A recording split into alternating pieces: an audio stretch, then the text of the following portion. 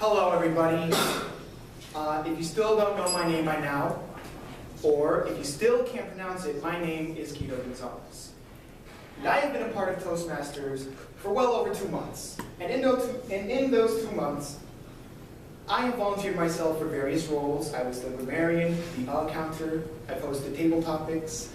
I've also participated in countless of other table topics, short 1-minute speeches.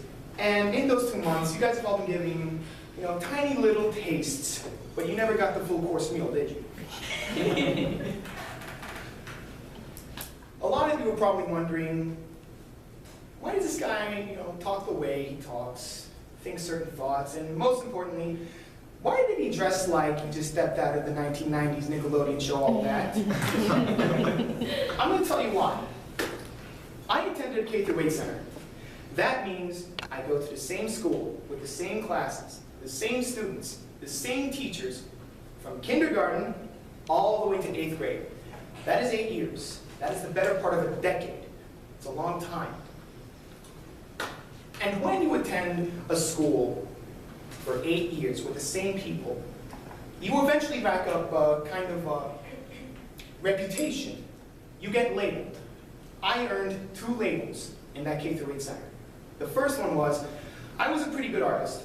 I was the kid who always had a sketchbook and liked to make little doodles and draw still lifes, portraits, or whatever crazy nonsense came to mind. And admittedly, a lot of people would compliment that, and admittedly, it fed my ego. The second thing I was able with was that I was the quiet kid. I was extremely introverted. I was shy, I was timid. I'd go entire days without talking. I avoided people, whether it was just an individual or a crowd. Like, do you guys ever feel nervous whenever you get a call that you weren't expecting, and then you hear another voice on the line that you're not familiar with, and you have a mini heart attack? It's kind of like that, but 24/7. It was bad. And as you can probably see, I'm still suffering from that a little bit right now, talking to you fine people. Now, I'm going to tell you the day that I decided to shed off this mentality. I had a mentality that if I kept my head low and I said nothing, speak only when spoken to, I'd be okay. I would survive. Because I equated that with success. In the last few weeks of 8th grade, everyone was talking about the dinner dance. That was what the teachers called it. But the students, we called it our prom. So, I decided, why not? I might as well join. It's my final year, I'm about to graduate into high school. I might as well enjoy myself.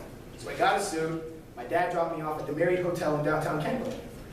Fast forward maybe an hour into the night, I'm sitting in one of those huge round tables that could fit about a dozen other people as everyone is dancing the night away, not caring about tomorrow, celebrating.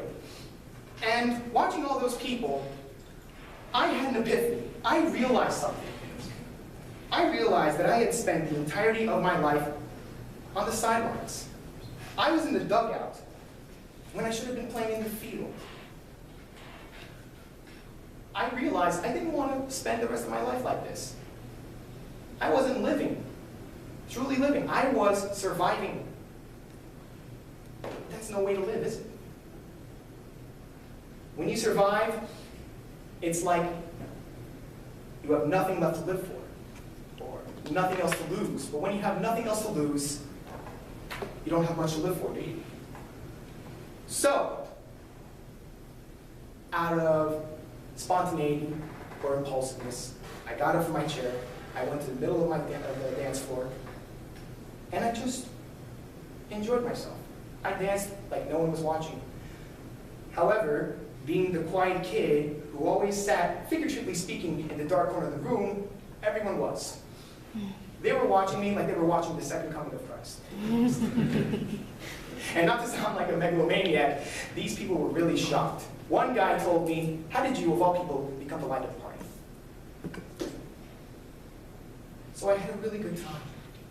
I felt exhilarated. I had never felt more frightened, more brave, more impulsive. apart from maybe right now, making this speech. I realized sometimes you have to step out of your comfort zone, that it's good to have things to lose for. Because when you have things to lose for, you're willing to fight for them, you're willing to live for them. In those 2 months, I've heard a lot of people use historical figures and their quotes for inspirations. Greek philosophers, Wall Street bankers or investors. My character is a little more fictional. The man in the leopard print vest, the sausage from Chicago, Ferris Bueller himself. Life moves pretty fast. If you don't stop and look around once in a while, you can miss it. My name is Guido Gonzalez, and thank you all so much for taking the time to listen to my icebreaker speech.